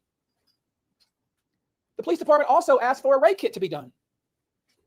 They admitted to us yesterday in a Zoom call that, well, if they do the rape kit, we don't even know where they're going to send it to. This is what we're dealing with, and that's the reason we're involved. It's like the Keystone Cops over there in Austin. And it's incredibly frustrating to this family. Why would the Austin Police Department hurriedly perform or set up a press conference and leak details of the investigation and suggest to you that there was a suicide note without the medical examiner ever even performing their job? Why would they do that? Now, what he told us, I'll tell you what the investigator told us. He said, oh, my goodness gracious, the witnesses are getting death threats. I said, from whom? Why? No answer, because it's foolishness, absolute foolishness. And it's that kind of conduct that caused the family to try to find somebody separate from the Austin Police Department to investigate this. We don't have a toxicology report. We don't have a rape report. We don't have a cause of death. And none of those things, don't put that on top of that. None of those are conclusions that a police detective, a corporal, can make. He doesn't have the statutory authority to determine the cause of death. And I'm surprised that none of you even asked that question.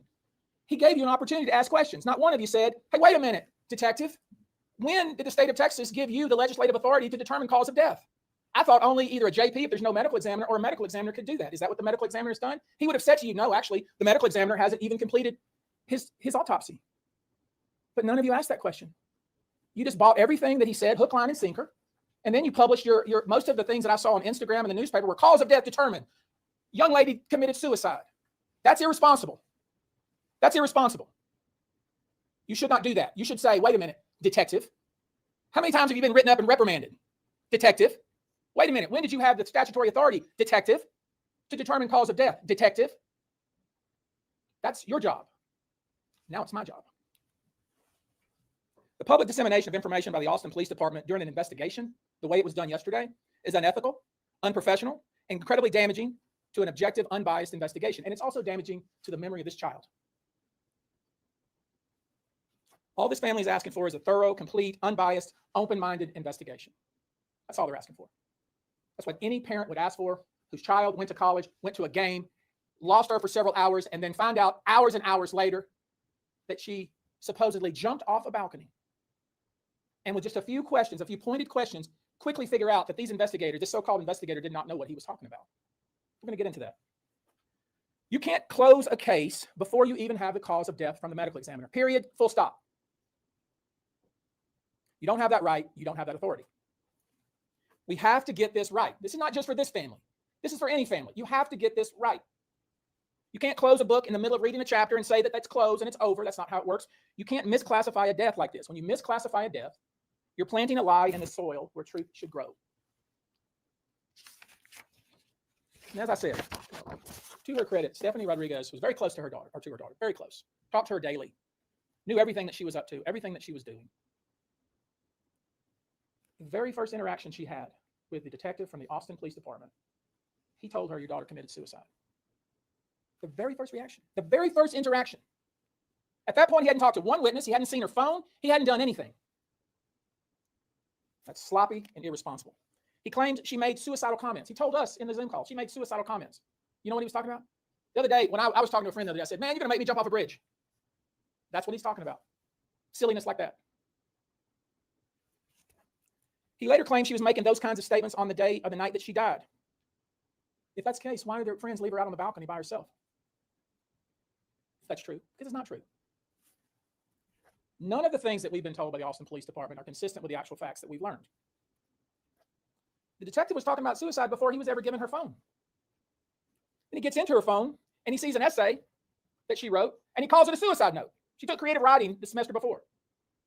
Now, I don't know what the purpose of that. We'll never know what the purpose of what she wrote and deleted, but the suggestion was that she left a quote suicide note. Total malarkey. Total malarkey. There's something she wrote on the 25th. She talked to her mother on the 25th. She was with her boyfriend on the night of the 25th. She was talking to her mother every single day after that. We see pictures of her smiling. We see pictures of her having fun. We see pictures of her partying. Total baloney, what they're trying to sell to you. And why? Am I suggesting that there's some kind of conspiracy? No, I'm suggesting they're lazy and they're incompetent. Just so I'm clear.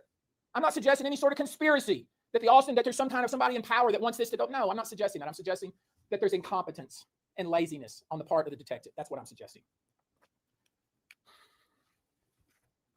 The suggestion they've made is she wrote an essay, because it's not a note. She wrote an essay on the 25th that she deleted. And then she goes and kills herself 4 days later. This is their logic. It's really ridiculous. So, a few things they didn't bother to even explain. I don't even know what they did, honestly. I know what we've done. We sent someone to the apartment. We had someone take the dimensions of the apartment. We had somebody measure the railing and the height of the railing. We know how tall Brianna was. She was 5'2". The railing's 44 inches. You don't fall over it. There's no furniture out in the balcony. There's nothing to climb up on to jump off. Anyone that's on that little balcony, it's literally as big as this. It's a little bitty old balcony. And there's a window just like that you can see onto the balcony. The apartment is like a dorm. It's very small. There's no way you can be in that apartment and hide. If you're in the apartment, people know you're in the apartment. It's a little small apartment. No offense to the apartment complex, but that's what it is. It's like a little double room dorm with a small balcony with no furniture. These are easy things to find out. Things that you would say, wait a minute, you're saying that this young lady was out on the balcony and she was 5'2", she had to somehow climb over the railing to try to kill herself? Then certainly you guys could see that. Certainly you knew that was happening. How could that possibly be? It doesn't make any sense because it didn't happen that way. She was 100 pounds, 5'2". There's no way she could fall over that railing accidentally. There's no way to be on the balcony and you be inside and not know somebody's on the balcony. It's not possible.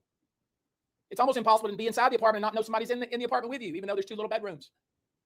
This is called common sense. I'll tell you what's most concerning. They didn't explore the fight that Brianna apparently had with somebody at the tailgate at the Austin Rugby Club. I think she went to, what was the name of the tailgate that they had there? Some student organization. Latin Economic Business Development tailgate at the Austin Rugby Club. There was an altercation between her and another female.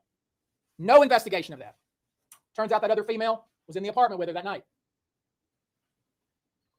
There was a witness between 12:30 and 1 a.m. who posted on TikTok. Many of you have seen it.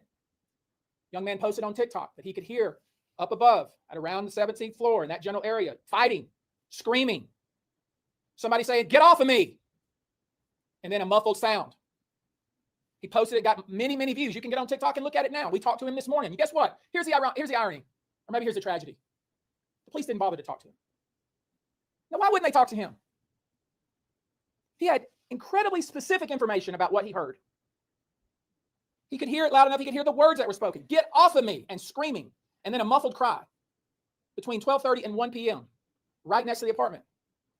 We had an expert say, wait a minute, could he hear that? We had to engage an expert to say, is it possible that he could actually hear that? The expert said, absolutely. Absolutely could hear that. It makes a lot of sense. Never talked to by the police. We have a witness who was in the apartment across from the apartment where this apparently occurred, who could hear running back and forth and screaming. And then she said, I could tell something bad had happened. Did y'all know this? Ridiculous. Her entire family was in the apartment. The police could have talked to her and several other people. They failed to look into the anonymous message that was sent. There was an anonymous message that was posted that said, hey, I have specific information that this young lady was locked out on the balcony. Did you know that? It's not part of the investigation. Why is it not part of the investigation? Because they made their decision literally within minutes. Within minutes.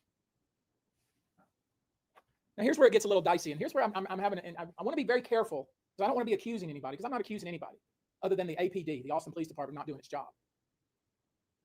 At first, we were told that she jumped from the balcony, and the three young women that were in the apartment, and we're talking about, as I said, a tiny little apartment, were asleep and didn't know where she was. That's what we were told first. That they were asleep. They didn't even know she was on the balcony. They didn't know where she was, and that's the reason why they didn't call the police until 12:15 the next day. That's what we were told. That's part of the cops' timeline. Okay? Put up the timeline, Ryan. They said, according to the, we haven't talked to them, who were in the apartment, 3 of them, one of which was the lessor or the lessee of the apartment, who vacated the apartment the very next day and never went back. Did you know that? This is the timeline that the police gave us yesterday. This is the timeline. And if you can't look at that timeline in 1 second, point out the problem of that timeline, then you're not doing your job. Wow. So at first we're told that the 3 women didn't know where she was and they were asleep. That's what we were told. And that they didn't know where she was. They were looking for her and they were texting her mom and it wasn't. And they decided about 12:14 the next day, 6 hours later almost, that they decided at that point they couldn't find her, so they were going to call the police. This is what we were told by the Austin Police Department. Lay aside what was heard happening at about 12:30 to 1 o'clock that night. Lay aside what the witness across the hall said. Lay aside what the man down on the street said. Just disregard all that. This is what the police say. It must be right, according to them, because they did such a thorough investigation. This is what they gave us. Not one of you have asked a question about it. Not one of you. But this is what they said. Her friends called the police at 12:14 the next day because they didn't know where she was. They hadn't seen her. They thought maybe she had went out. That's what they said. Keep that in your mind. When I asked the police that, like, wait a minute, how is that possible? How is that possible? A whole group of 14 or so people came into the apartment that night after they'd been out partying. They got there about 11 or so. Everybody left, right? That's what they say. And it left just 4 girls there, 4 young women, right? And the 4 young women, 3 of them didn't call the police till 12 o'clock the next day because they didn't know where she was. That's what the police say.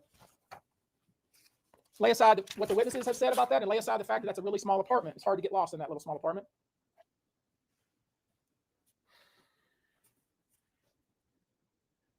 I want you to look very carefully. The first entry on the timeline. According to the police, let me walk over there. Brianna did not have her phone. She didn't have her phone, so she had to call to make a call. According to the police, she borrowed her friend's phone, meaning one of the 3 women that was in the apartment. Now look at this very carefully. According to the police, she borrowed her friend's phone and made a call from 12:43 that lasted 1 minute.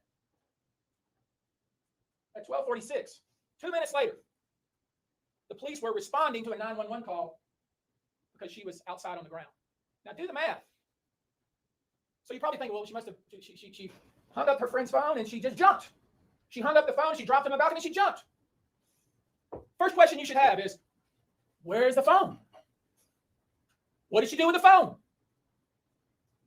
I asked the police that 3 different times. 3 times. They sidestepped me every time until this morning. They sidestepped me because they hadn't thought about it, because they rushed to judgment. They finally answered the question this morning. And you know what they said to me this morning? And they said it, and they didn't even realize what they were telling me because they're so sloppy.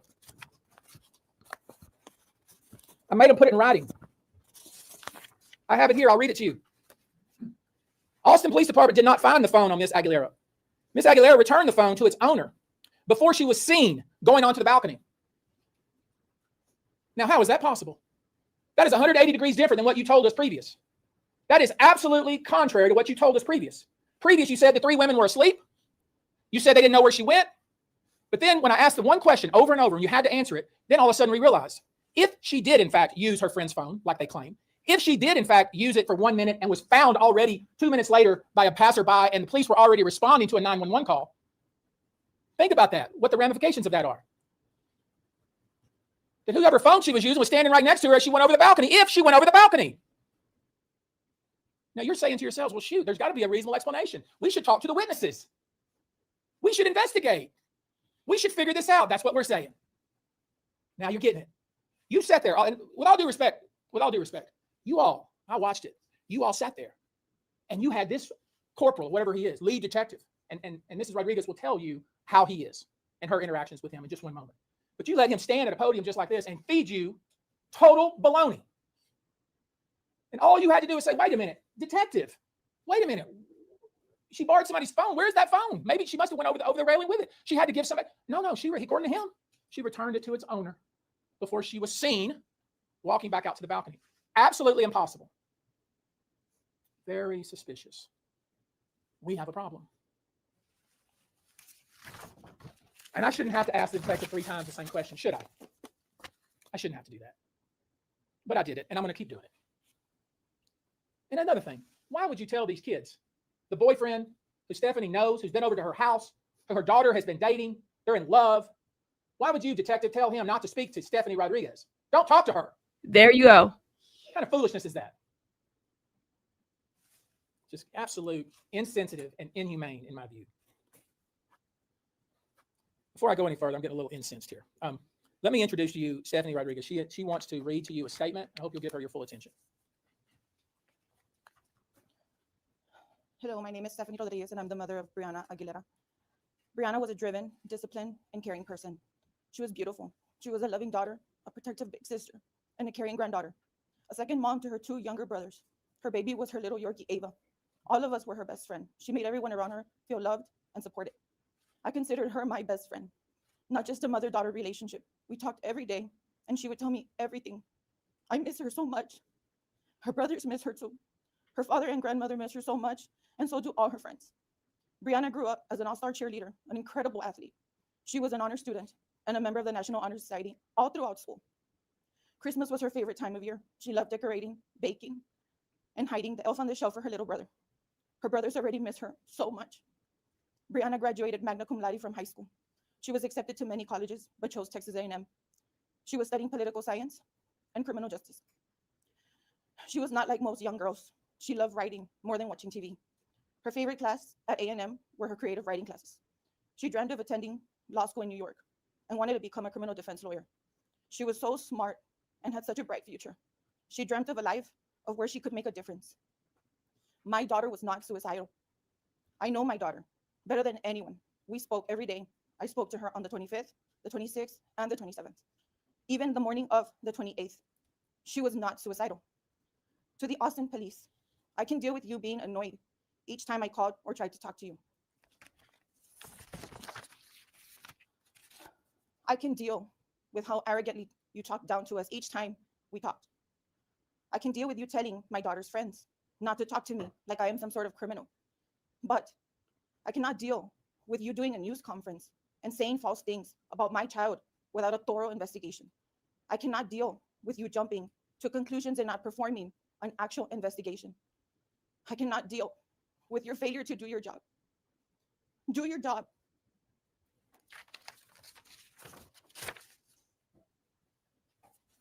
The police, as much as I've always been a supporter of the police, with all due respect to them, do not determine cause of death. That's not their job. Their job, that job, is specifically reserved for the medical examiner's office. If there is no medical examiner in the county, then it's the JP in the county. In Austin, it's the job of the medical examiner to determine cause of death, not Detective Robert Marshall. The medical examiner told us that a rape kit was done and the autopsy will be performed. It'll take us 60 to 90 days. So that begs the question, why did Detective Robert Marshall tell us that they had reached their conclusion and that the investigation was complete? It doesn't work that way. How is it that Robert Marshall has determined the cause of this young woman's death? He doesn't have that authority. His job is to question all the witnesses. We've already offered up several. We'll offer up several more for him to do his job. Hopefully a different investigator will be involved. There are many questions about what was done here, about what happened on that night. And it's already going to be incredibly difficult for the Austin Police Department to conduct an objective investigation at this point. And that's because the way that the Austin Police Department has handled this and jumped to conclusions within hours of this tragedy disqualifies the Austin Police Department from further investigation of this matter. So I'm doing this today. I'm calling on the Austin Police Department to reopen the investigation with a different investigator, to reassign Robert Marshall and put this in the hands of a different investigator. Failing that, I will be calling on the governor to engage the Texas Rangers. We will submit a formal packet to them with all the evidence we have gathered so far, and we will gather. We intend to present 30 to 40 pages of information, statements, and other factual data that they need to do a proper investigation. And here are the questions I hope are answered. Austin Police Department, why would you close your investigation without having all the facts? Why not wait for the autopsy results? Why not wait for the rape kit result? And who would you send it to if you've already made up your mind? Why not question all the witnesses, the ones that we've questioned? The young man who was down on the ground, who heard somebody say, "Get off of me," or the young lady and her family across the hall, who heard running, screaming, and, quote, something bad had happened. Why not question them? Why not examine all the phones of the friend group? We asked that question in the Zoom call. You know what we were told? We don't have the power to look at their phones. Hogwash. Hogwash. You have that power, and you need to do it. Why hold a hasty press conference to announce that this young lady had killed herself without even talking to her mother to see what her affect was leading up to the 28th? You heard what she said. She knows her daughter. She knows her daughter more than anyone. Why not talk to the friends immediately? Why wait? Why wait to talk to her friend group? Why not talk to them immediately? Why did you let the owner of the apartment, that is the young woman who was leasing the apartment, vacate the apartment? Literally vacate the apartment and leave town. Why won't the boyfriend talk to us?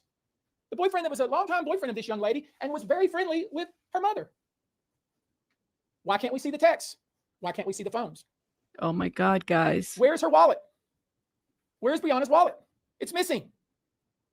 They didn't tell you that, did they? I see you writing. They didn't tell you that, did you? If you had asked the question, they would have told you that.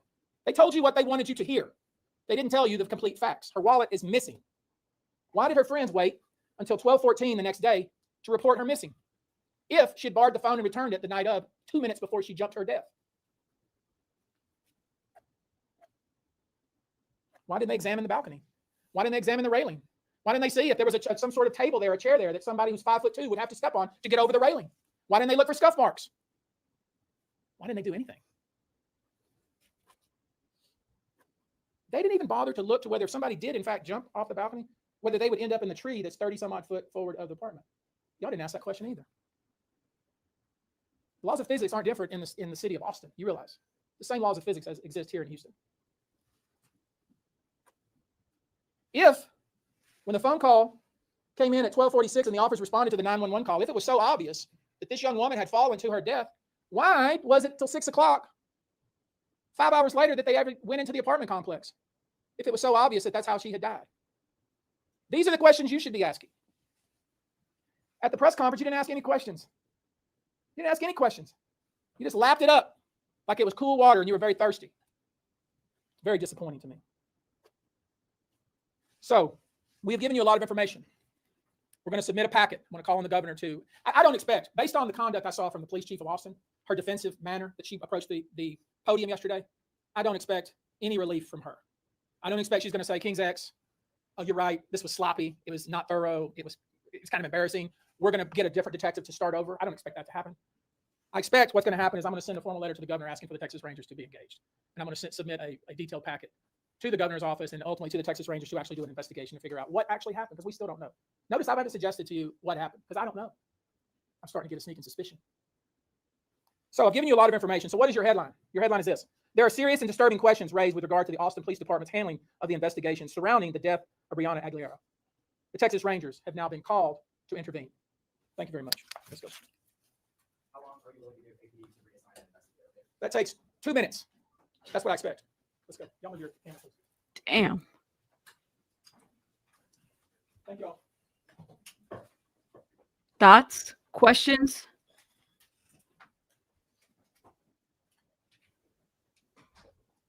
Wow. Timeline. They took the timeline. Hopefully they pass it out. It'll be on their website. Write that down. He just took it. They're like, give me my timeline. There's clearly more to this than what was put out there. There's clearly more to this than what people are putting out there. And I think that they're in their every right to investigate. Now, y'all know I'm not a fan of Busby, but I mean, he looks like he's got a good handle on this case. So hopefully he will be helpful to the family at this point. That's what it sounds like. Something's not right. People aren't making things up. Something's not right, at all. So let me bring some attention to something, and I'm going to follow up on Brianna here because we have to, and I'm just like dumbfounded by the fact that they closed it and deemed it suicide without a proper investigation. Her body's not back. They haven't even determined the cause of death. They need a rape kit and all this other stuff, and it's not even done. Yeah, he needs to get answers, right? That's what he wants. Okay. And the boyfriend isn't helping. And I mean, the reporters just asked very basic questions. They weren't like, we watched it yesterday. It wasn't anything too huge. But let me, I want to shout out some people, and then I want to talk about something real quick before I have to head out. Mar, thank you so much for the 49. Happy belated birthday. Been having to catch you on the replay today. My husband's birthday. Well, happy birthday to him. Thank you for your hard work. Thank you, Mar. And thank you for being a member for 13 months, my love. Thank you. Sent your little cash app. Well, I got it. Thank you, my love. Thank you. May, thank you so much for this super sticker. Happy belated birthday. Thank you, guys. Oh, y'all are amazing. Thank you again. It means a lot for supporting the channel. About that. I'll see you guys on the next one. And thank you, everybody who supported the stream. Bye, guys.